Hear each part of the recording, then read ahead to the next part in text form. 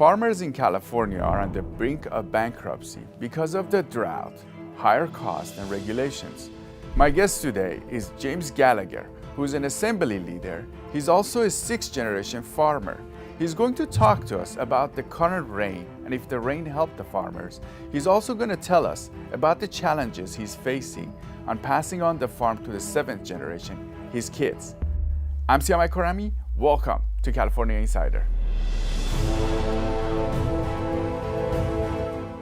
James, it's great to have you on. Welcome. It's great to be here. Thank you for having me.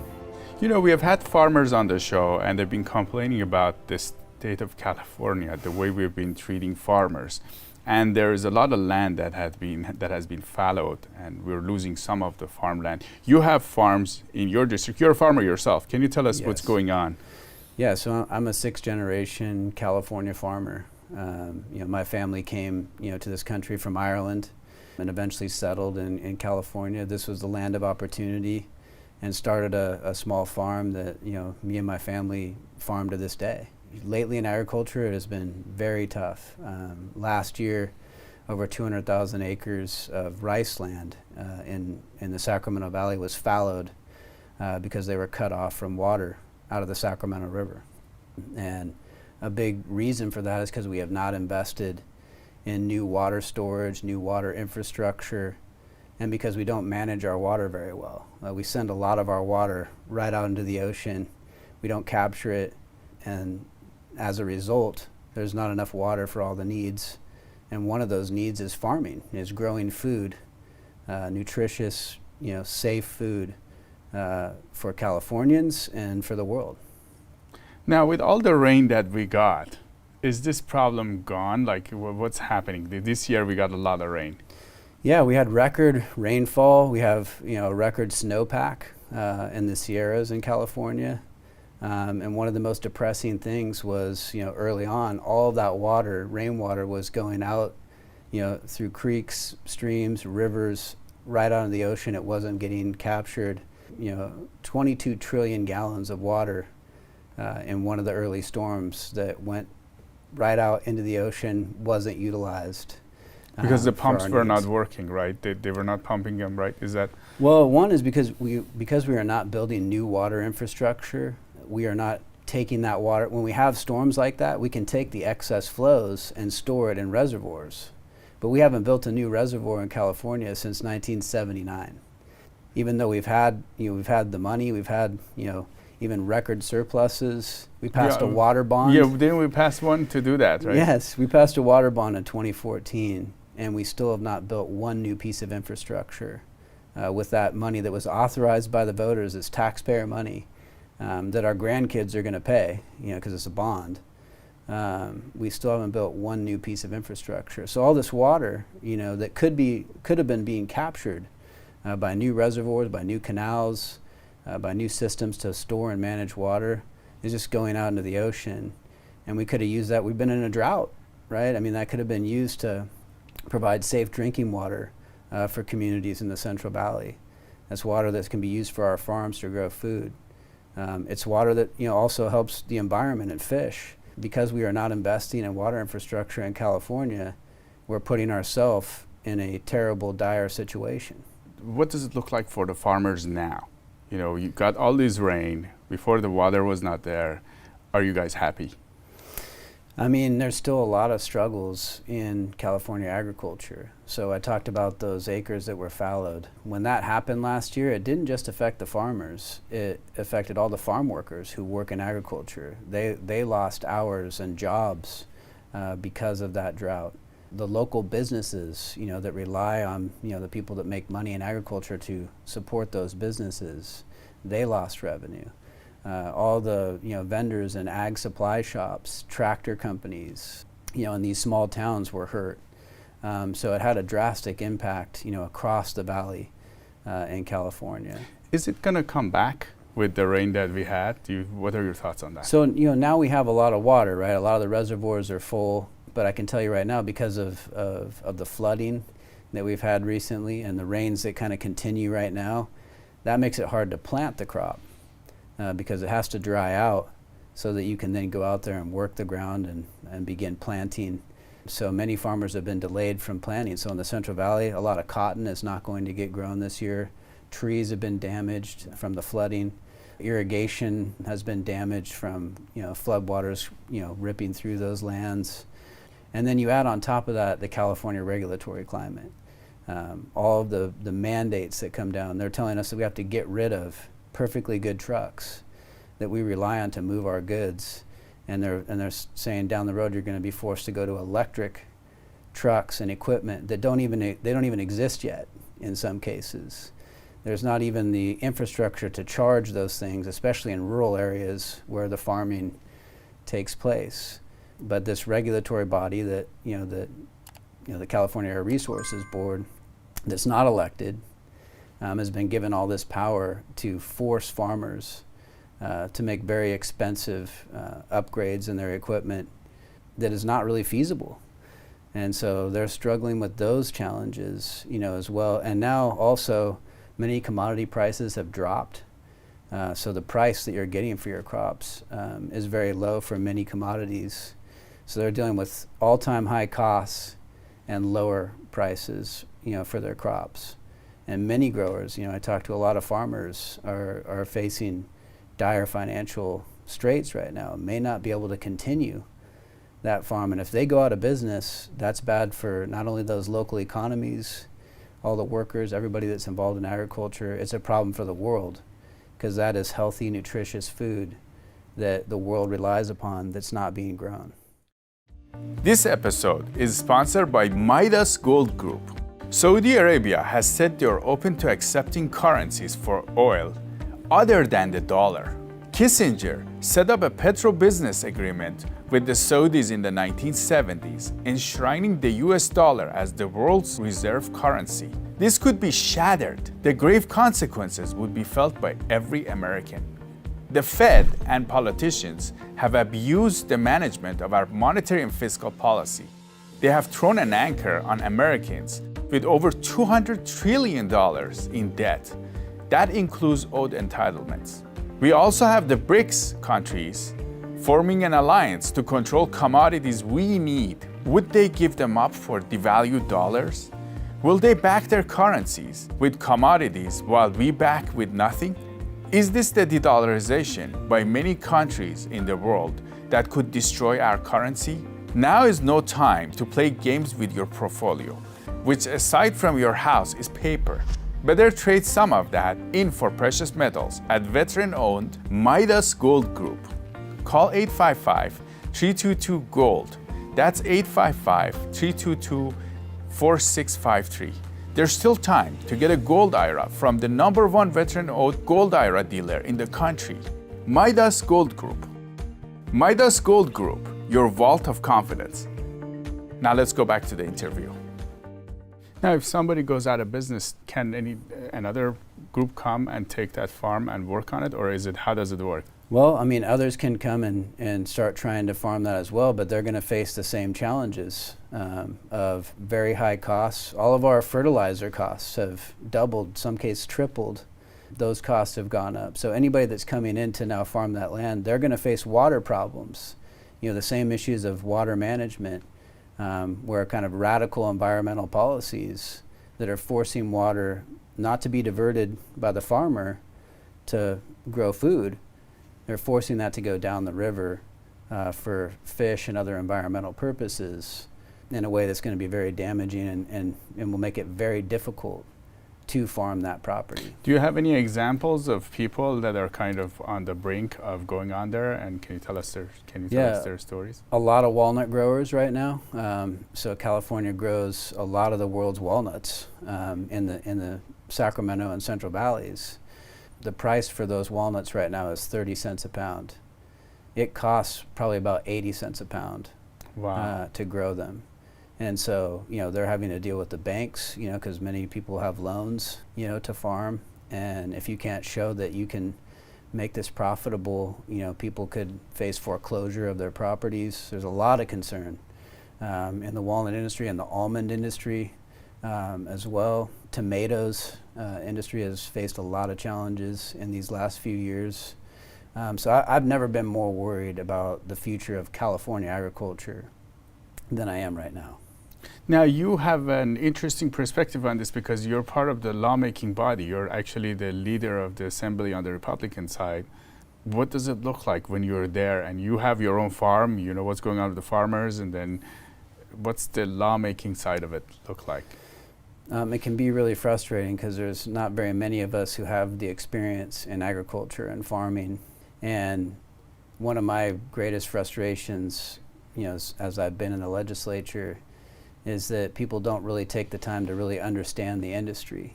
They want to pursue the agenda that they've decided to embark on, and don't take the time to figure out how would this actually affect that industry. For me as a legislator, if I'm dealing with an issue that I don't know a lot about, I think it's incumbent upon me to find out more about that industry, more about how that law is going to affect people, and get that input, get that knowledge so that we can make better policy. And lately in the legislature, they just steamroll things through that can have really detrimental impacts to farming and many other industries that raise their costs, exponentially and make it unfeasible to continue those operations.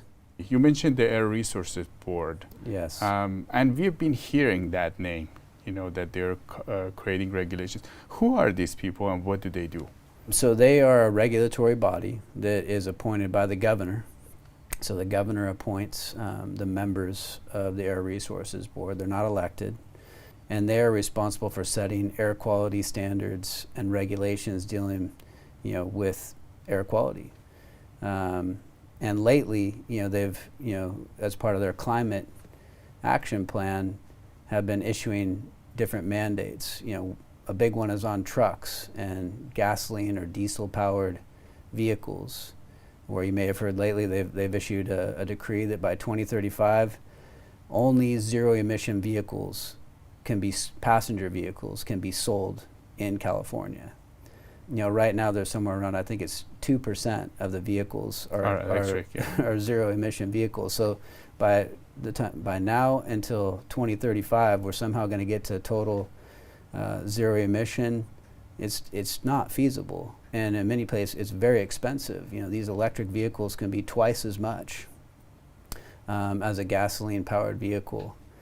People can't afford to get that electric vehicle, and these are vehicles they rely on to get to their work, to get to their jobs, to get their kids to school and to sporting activities, things that are enriching for their kids. So these mandates, they affect real people, and it makes it very difficult for them to live their lives. And in farming, here's another thing that is very frustrating. A lot of this comes out of an executive order that the governor issued during COVID. He called it a climate emergency after we had a wildfire in Northern California. He announced this executive order that said by 2035, only zero-emission passenger vehicles, and then by 2035, all off-road equipment and vehicles must be zero-emission. And now we're seeing Carb, based on that executive order, and other laws that have been passed, but in large part because of this executive order from the governor issuing these decrees, these mandates that people are going to be forced to follow. And to me, that should have gone through the legislative process. If we're going to have some policy on trucks, cars, that should have gone through the legislature where we could have a discussion, where we could have So input. it didn't go into any of that. So this 2035 mandate, which is 2035 mandate, didn't go at all through that. Yeah. Now, what the other side will tell you is that we have policies like AB 32 and SB 32 and SB 100 that, this is the thing they do in policy now. They give Carb all the power to meet standards. So they'll say, we want to make sure that we reduce our carbon emissions by such and such amount by this date. But then they don't define what those things are. They let Carb, the regulatory body, decide those things. So some would say, well, they're doing that based on that legislation. But for instance, we had bills actually in the legislature that were targeted towards electric vehicles, doing mandates for electric vehicles and moving us towards more electric vehicles. Those bills actually stalled in the legislature. They did not pass through both bodies and get passed into law. So bills that were on in that exact issue didn't make it through the legislature, and now Carb. But this body has the authority to actually make decisions on behalf of you guys. The legislature, the popularly elected leaders of California, right, gave away their authority to this body through these other pieces of legislation to let them come up with essentially whatever they think is best to reduce carbon emissions. And then you have the governor issuing executive orders. He's not the legislature. He wasn't elected to make laws. He's elected to execute them. So now you have all these things coming together, and now these mandates are coming out of the Air Resources Board that drive up your costs, that make it very difficult for you to live in California. And we haven't even talked about electricity. You know, the mandates that have come out of climate policy are making your electrical bills and your gas bills much higher because of the climate policy that is coming out of Air Resources Board and the legislature. Now, when you are in the legislature, so you're a farmer yourself, and you are in this farming community, and what are your colleagues like across the aisle? So you're Republican, what about the Democrats? Yeah. What's the interactions like? You know, there are some Democrats, you know, that represent agricultural areas that will join with us in calling for better policies. So we have had some bipartisanship on that, but the reality is we are outnumbered largely by the members that come from more urban districts, and they want to issue these mandates that are statewide that affect our industries, and they end up winning. You know, they end up being able to pass these bills that have a more this is the other thing, it has a more devastating impact on our districts in many ways. You know, so for example, the ag overtime bill that, you know, increased standards for ag overtime pay for farm workers. Many of us said, hey, that's going to have a really bad effect. It's actually going to lead to less hours for farm workers. We tried to talk about that in all the debates and the discussion. And we said, we're from the agricultural areas. We know this industry. We know the people in it. Don't do this. But because, you know, the majority, the progressives in the legislature, they moved that through. It passed. They recently made it easier to unionize through a card check program that increases labor costs. How does that work? Well, so traditionally we've had a process through the Ag Labor Relations Board that allows farm worker unions to form. And that's been in place since the 1970s. So there's already been a process for workers, if they so desire, to form a union. And the biggest one is the United Farm Workers.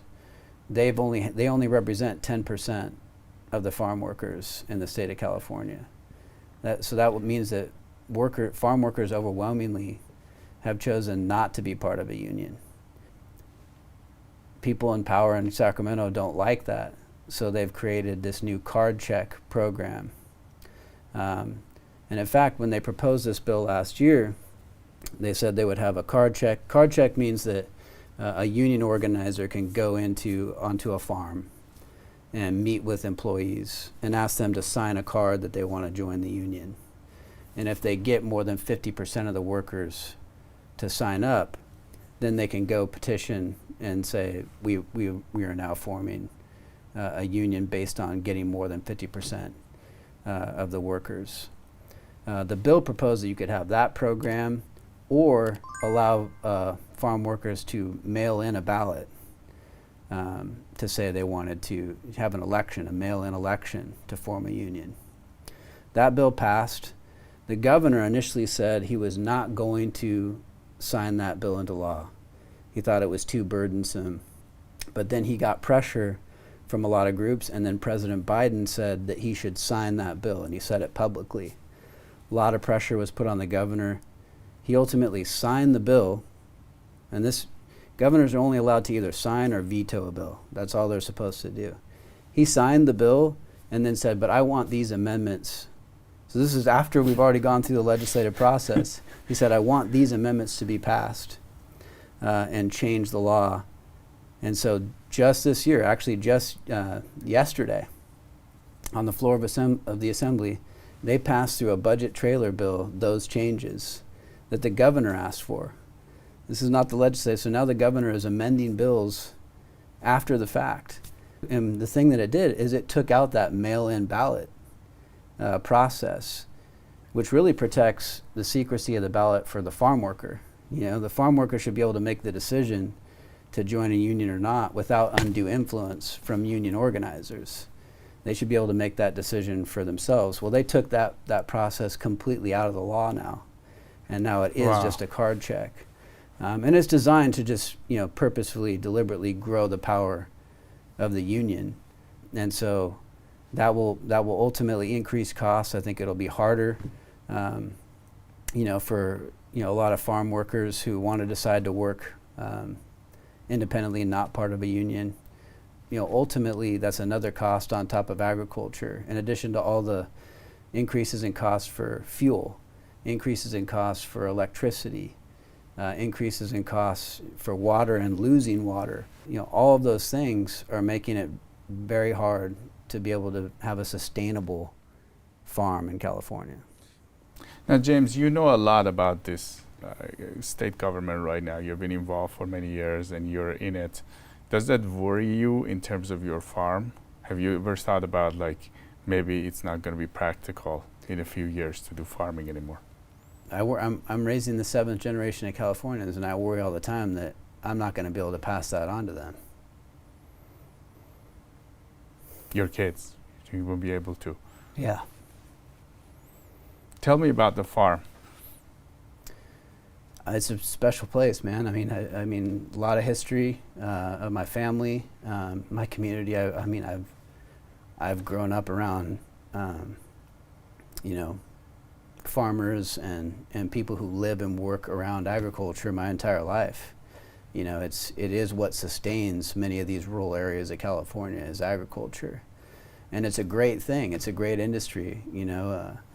It provides not only a livelihood, but it's also a culture. And people care for each other, and there's really strong cultural values of supporting local schools and supporting the kids and supporting people in need.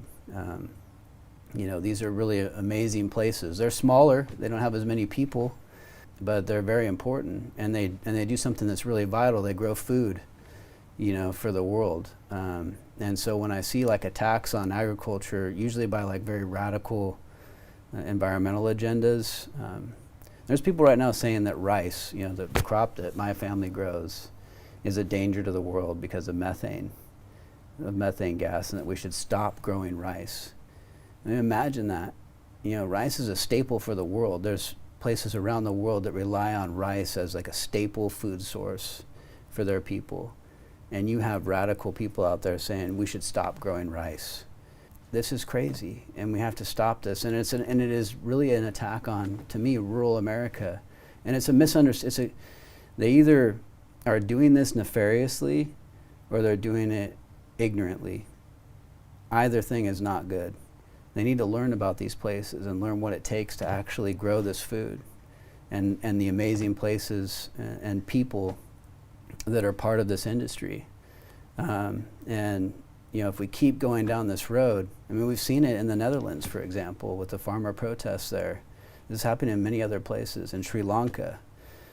And it's coming here to California, to the Central Valley, where many farmers, through all of these things that are happening, water getting taken away, costs going through the roof, commodity prices that are failing, supply chains that are getting interrupted because we're not operating our ports the way that they should be, the way they should be operated in an efficient way, and what a first world country should operate. All of these things are getting piled on to farmers, farm workers, and the communities that rely on them. And it is going to devastate them if we don't find a better path forward. Do you think your colleagues get that? Do you think people in California leadership understand what's going on with the farmers? I hope they do. That's part of why I'm here. That's part of why I'm in the legislature. I see that I have to be a voice for that, because not everybody can do that. So I take it as a pretty big obligation. And I'll tell you, I do have hope. I had a hearing just a couple weeks ago in a committee where I talked about this.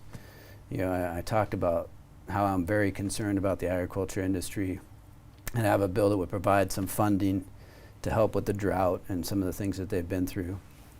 And I got a unanimous vote out of committee because I got to tell my story.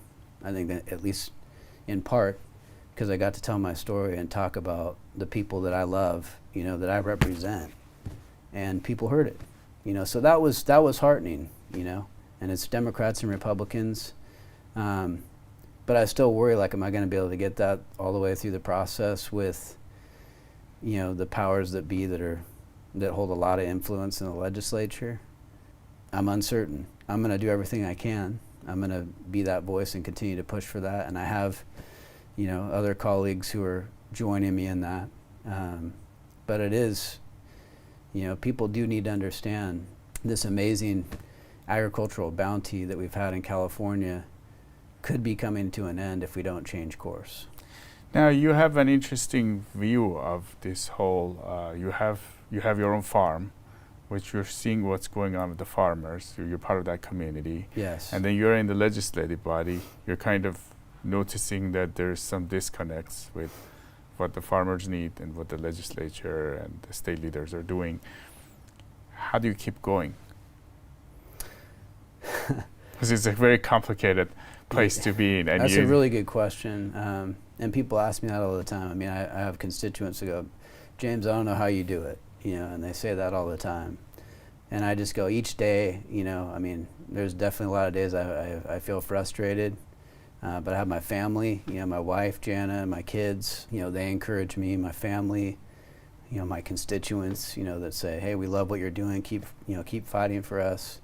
And so each day, I get up and go back to work. I say a prayer, and just ask that I can go out and be a voice, and continue to be a voice for truth in the legislature. I may not always win, but that's what I'm supposed to do, and I got to keep doing that. And that's what that gives me the strength I need to keep moving forward. And what about the farm? So you mentioned sixth generation. Can you tell us more about it? Because I've seen this in the farming community. What does that do to you guys? Like, there's a culture there. What can you tell us more about that culture? I mean, many California farms are multi-generational, and there are people from all walks of life, all ethnicities, that have a love of the land. They have a love of what they do. So my family, is sixth generation. It was my great-great-grandfather Anthony Gallagher who bought that first piece of land that we're farming. He bought it from the railroad at the time. The railroad was selling off land, and probably for him, obviously, for him at that time, that was an amazing thing because he was coming from a country where he had oppression, because of his faith, and was able to own his own piece of land, and that was opportunity for his family. And that's how it is for so many people. I have a lot of Sikh immigrants, Punjabi immigrants who've come to California in my district, that they came and that was the opportunity for them, and they're farming and they're passing on to their next generation as well. They have a love of this, and they want to continue it, and that's been able to give them a livelihood where they can send their kids to get a good education, and bring that knowledge back, to the farm, back to the community. Maybe go into a professional career like a doctor or an attorney to help, with that local community. And you see a lot of that. That has been, a great, focal point of our community is this agriculture and farming that has provided, so much opportunity and support. Now, did you work on the farm when you were growing up? Do you guys have your kids work on the farm too? Like, do you have? Yeah, so I live in town right now, but yeah, I grew up on the farm, so I would have my duties that I'd have to do out there, and I think that's really common for a lot of the farm kids, and you learn the value of hard work, from a young age. We also have a lot of the youth that participate in 4-H and Future Farmers of America, where they learn on the ground activities of agriculture. And then they're also taught leadership skills, and how to advocate, for this agricultural industry. So that's generational, and yeah, I mean, that's what I want to pass on, to my kids as well.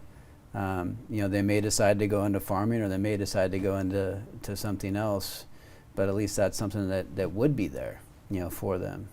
So that's why, I mean, it's so important that we do continue and we have policies that ensure that agriculture is going to be sustainable, viable into the future in California. Do you have any thoughts for your fellow farmers that might not be doing that well, and they got that walnut farm and they're now 30 cents, the cost was 80, what do you tell them? It's tough because I think a lot of people are going, well, what do we do? This is probably some of the most dire situation that they've ever been in. And so what I tell them is I'm trying to do everything I can. I'm working not only at the state level, but I'm working with on the federal level with my congressmen and federal representatives to try and provide some relief. And what I think we really need is regulatory relief. Certainly, having some kind of disaster funding to help with the losses we've seen from drought and heat and other things, that's important. But in order to be able to continue to operate in the long term, we need some reasonable policies that lower those costs. The cost to grow food in California is more than anywhere in the world. What are the top regulatory policies that are impacting farmers now in California? I would say, well, look, let's start with inflation, which was brought about by federal policy. I think everybody can see that now, that when we increased spending as greatly as it did, it triggered this huge inflation. So the cost of all of our supplies, have gone up. All of our inputs have gone up. California laws that get passed increase labor costs. All these different labor laws that have been passed increase the costs for your having employees. And then you talk about the electrical policy we put in place, the climate policies we put in place have raised our rates exponentially. So, on farms we have wells and pumps. So your electricity rate is significantly They're high. connected to electricity, so like our PG&E and utility bills, have increased exponentially. The cost of natural gas has also increased. That's a big cost. The cost of fuel, we pay $1.23 at least, $1.23 more in California just because of the taxes and regulations that are part of California policy. So our fuel costs, we rely on diesel and gas to farm these crops. I mean, there is no way around that. There are not really viable alternatives to that. And yeah, things are coming online, but they're going to be much more expensive.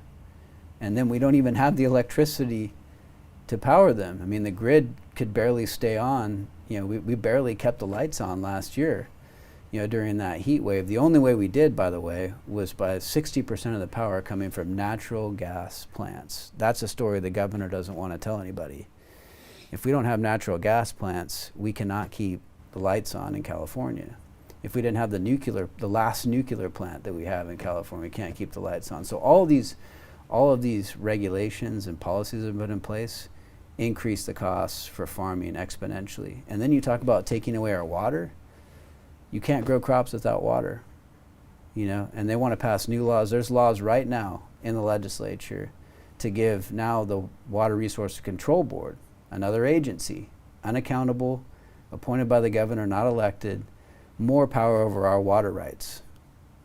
Water rights that farmers have relied upon for certainty, that they know, okay, I have that allotment of water to water my crops. They want to give this unaccountable board even more power to take that water away. So we could see even more thousands and thousands of acres fallowed if we give this unaccountable bureaucracy more power. Now, what do you recommend to your colleagues in California government, the leaders of the state, or people that are in the system that are watching this and they care and they like the farmland? What do you tell them? How can they help you guys? I'd say take the time to understand, take the time to really understand, how this industry works. Come visit it, ask questions of farmers and farm workers and the businesses that are involved in agriculture. Hey, what would this policy do to you? What do you need to help you? Ask them, hey, what do you need to help you, be sustainable, right? What policy could be changed that would help your life and make it so that you can continue to grow food? I would tell my colleagues, really take that time to understand that. Don't just vote up or down on a bill without doing your homework and taking the time to listen to people who have the experience in that. And to me, that's being responsible. That's being a good policymaker. And understand that right now, you're putting a lot of farmers in jeopardy with the policies that have been coming out of this state. And you need to, for your own good, because everybody relies on food, and ensuring that the California, Central Valley continues to grow food for the world. We need to make sure that we enact policies that is going to help make sure that continues into the future. Now, do you have any other thoughts for our audience? Your audience is really seeing how policies are impacting them, but recognize that a lot of the problems that you are seeing in your society, whether it's crime, whether it's increased cost of living, homelessness, the devastation we're seeing on the streets, you got to be able to connect that to policy, because there are policies in place that are making that the case. And then hold people accountable. That's where you got to do your homework too. The legislators got to do their homework, but the people have to do their homework. Who's passing these bills? Who is passing, these laws that are making it, harder for you to live, right?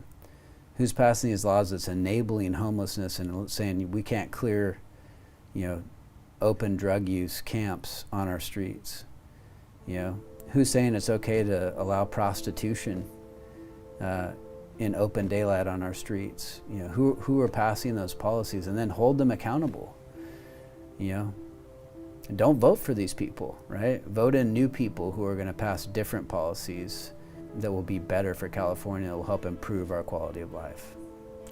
James Gallagher, Republican Assembly Leader, it was great to have you on California Insider. Great to be here. Thank you. If you like the show and our content, you should go to insiderca.com and sign up to our newsletter, because we never know what can happen with social media and other platforms in terms of distributing our content. If you'd like to come on the show and be an insider, you can reach out to us at cainsider@epochtimesca.com. Again, it's cainsider@epochtimesca.com. We would love to have you on the show to tell us what's going on in your field in California. Thank you for watching.